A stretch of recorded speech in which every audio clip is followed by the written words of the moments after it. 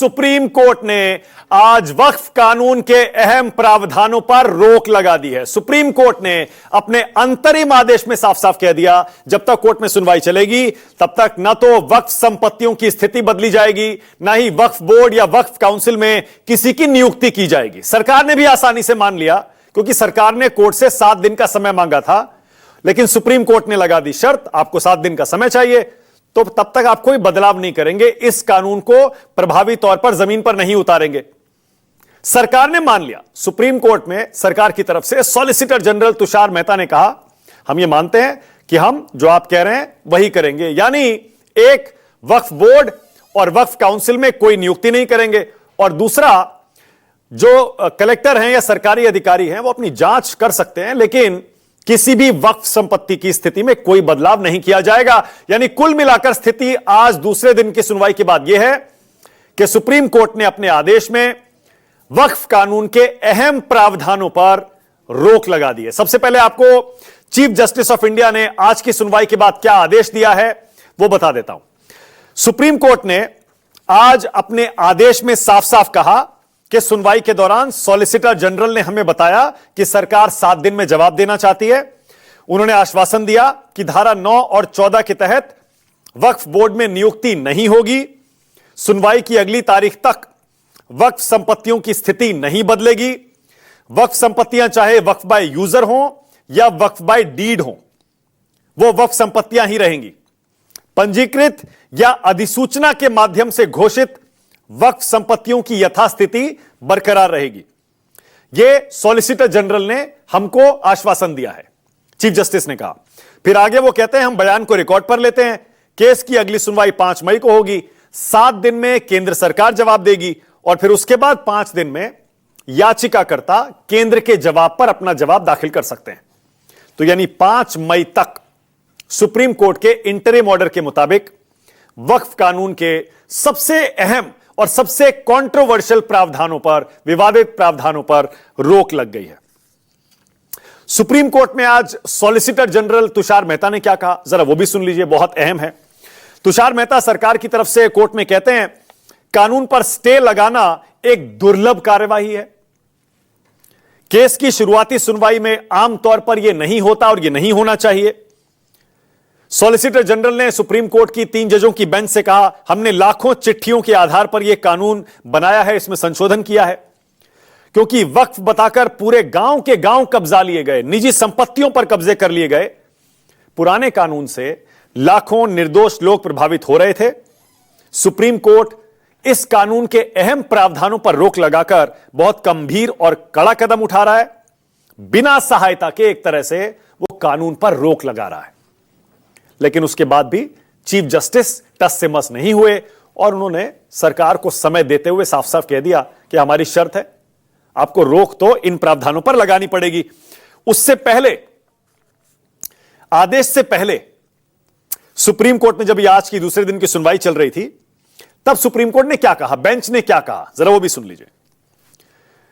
Chief justice कहते हैं, mister Mehta, हमारे सामने एक स्थिति खड़ी हुई है। सॉलिसिटर जनरल ने कहा ना कि आप स्टे मत करिए सर। आमतौर पर जब कोई कानून आता है उसको चैलेंज किया जाता है, शुरुआती स्टेजेस में उसे स्टे नहीं किया जाता। स्टे मत करिए, बड़ा हार्श कदम उठा रहे हैं आप।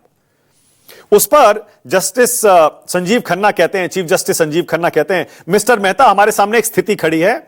हमने कानून में कुछ कमजोरियां बताई हैं, लेकिन इसमें कुछ सकारात्मक चीजें भी हैं, हम मानते हैं। पर आज हम पक्षों के, दोनों पक्षों के अधिकारों में कोई बदलाव नहीं चाहते। जैसे 5 साल मुसलमान होना जरूरी है वक्फ करने से पहले, हम यह प्रावधान स्टे नहीं कर रहे हैं। आगे कहते हैं चीफ जस्टिस के, आप सही हैं, आमतौर पर कोई कानून को जब चैलेंज किया जाता है हम शुरुआती स्टेजेस में स्टे नहीं करते हैं, लेकिन याचिका लंबित होने तक हमारा यह मानना है इस केस में स्थिति नहीं बदलनी चाहिए। हम सरकार को सशर्त समय दे सकते हैं, और शर्त यही है कि स्टेटस को रहेगा, यथास्थिति बरकरार रहेगी। और क्योंकि जाहिर है केंद्र सरकार की तरफ से सॉलिसिटर जनरल आए थे, तो वो सेंट्रल वक्फ काउंसिल में नियुक्ति को लेकर आश्वासन देकर गए, लेकिन वहां चीफ जस्टिस ने लगे हाथों यह भी कह दिया कि राज्य में जो वक्फ बोर्ड है वहां भी कोई नियुक्ति नहीं होगी। अगर कोई राज्य सरकार ऐसा करती भी है नए कानून के तहत, तो वो वॉइड होगा, नल एंड वॉइड होगा, वो भी नहीं माना जाएगा। यह भी चीफ जस्टिस ने साफ कर दिया। अब जरा आपको, आज तो आपने सुन लिया क्या क्या हुआ कानून पर, एक तरह से आज सुप्रीम कोर्ट ने रोक लगा दी मोटे तौर पर। कल क्या हुआ था जरा आपको याद दिला दूं, क्योंकि उसी लाइट में आज की हियरिंग हुई थी।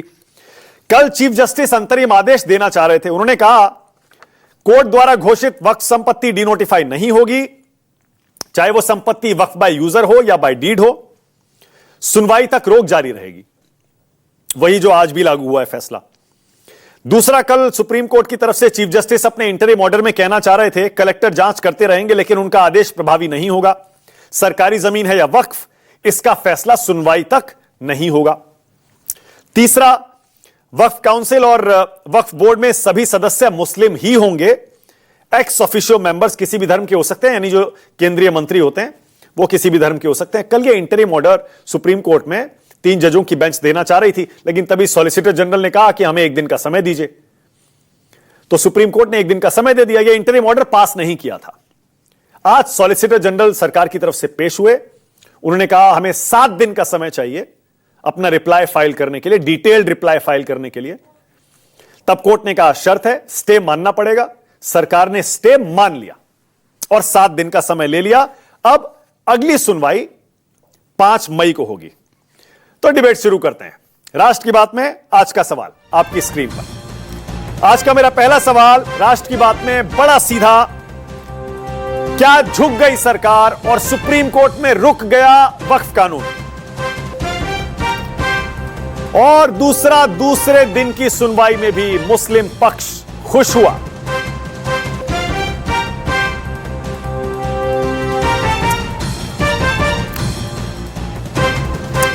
अब पहले मेहमानों से परिचय कराऊं, उससे पहले जरा सुन लीजिए सुप्रीम कोर्ट की आज की सुनवाई के बाद दोनों पक्षों के वकील, याचिकाकर्ता क्या बोले, सुनिए। जो सुप्रीम कोर्ट ने तो कह दिया है कि वक्फ बाय यूजर पे सुप्रीम कोर्ट ने 12 में स्टे लगाया है और वक्फ बाय यूजर के डिलीशन पर स्टे लगाया है और साथ ही साथ कोई सेंट्रल वक्फ काउंसिल के बनाने पर स्टे लगाया गया है। हम पूरे उस बिल को उस एक्ट को अनकॉन्स्टिट्यूशनल मानते हैं और ये आर्टिकल 25, आर्टिकल 26, 14 और 15 और 29 का ग्रेव वायलेशन है। ये हम पहले से ही बोल किया है। तो इंशाल्लाह उम्मीद है कि जो माननीय सर्वोच्च न्यायालय का आगे को भी फैसला आएगा वो तमाम जनता के हित को देखते हुए कि इस चीज में कि किसी प्रकार से हमारे संवैधानिक अधिकारों का जो उल्लंघन, जो हमारे अधिकार छीनने का एक तरह प्रयास था, उसको रोक लगाते हुए हमारे हक में फैसला आएगा। और फिलहाल जो सबसे अहम पॉइंट थे उन दो उस पर फिलहाल माननीय सर्वोच्च न्यायालय ने स्टे कर दिया। हम इसके लिए मुबारकबाद देते हैं और शुक्रिया अदा करते हैं माननीय सर्वोच्च न्यायालय। इस तरह की राजनीति आज भाजपा इस मुल्क के अंदर कर रही है, नफरत पैदा कर रही है। और ये जो बिल अमेंडमेंट लेकर आए थे, इसका मकसद भी यही था कि वक्फ बाय यूजर जो जमीनें हैं हर गांव में, हर जगह में, मस्जिदों में नमाजें रोकी जाएं, कब्रिस्तानों में दफीने रोके जाएं और इसमें आपस में हिंदू भाई मुसलमान भाई धर्म की बुनियाद पर झगड़ा करें। देखिए, हमारी मुख्य रूप से दलील ये है कि वक्फ एक्ट 1995 में अभी भी बहुत सारे ड्रैकोनियन प्रोविजन है जो असंवैधानिक है। वक्फ बाय यूजर का कंसेप्ट टोटल गलत है, पूर्णतः गलत है। ऐसा कोई भी कंसेप्ट जो सुप्रीम कोर्ट ने प्रश्न उठाया था उसी का जवाब दे रहा हूं। अगर किसी भी हिंदू मंदिर में कोई मुस्लिम समाज का व्यक्ति नहीं रह सकता है ट्रस्ट में, बिल्कुल सही बात है, तो वक्फ बाय यूजर का कंसेप्ट भी नहीं है। ना टेंपल बाय यूजर है, ना चर्च बाय यूजर है, ना गुरुद्वारा बाय यूजर है, तो वक्फ बाय यूजर का कंसेप्ट कैसे रह सकता है? पहली बात तो वक्फ बाय यूजर के कंसेप्ट को स्टे करना चाहिए और वक्फ बाय यूजर के कंसेप्ट के माध्यम से जितनी जमीन गलत ढंग से कब्जा की गई है उसको वापस लाने की एक कवायद होनी चाहिए।